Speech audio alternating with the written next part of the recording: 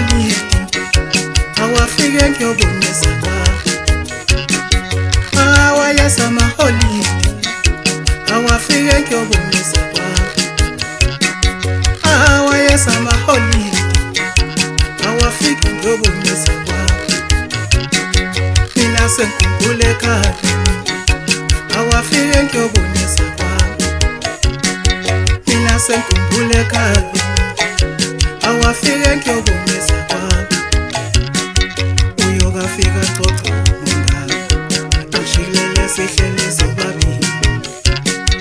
Uyokafika xoxo mngani ashilele sihlele sobabili.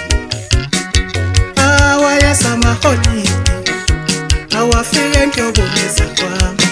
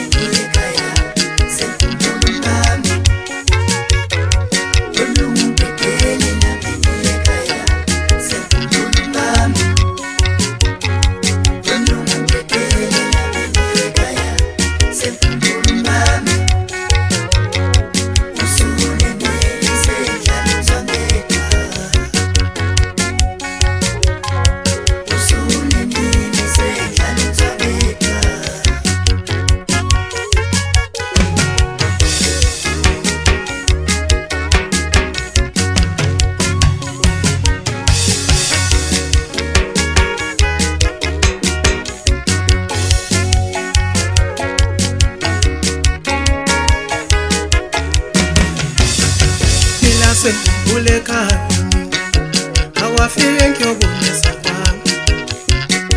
Mina sengikhumbule ekhaya awafike ngiyobonisa kwami. Uyokafika xoxo mngani ashilele sihlele sobabili. Uyokafika xoxo mngani ashilele sihlele sobabili.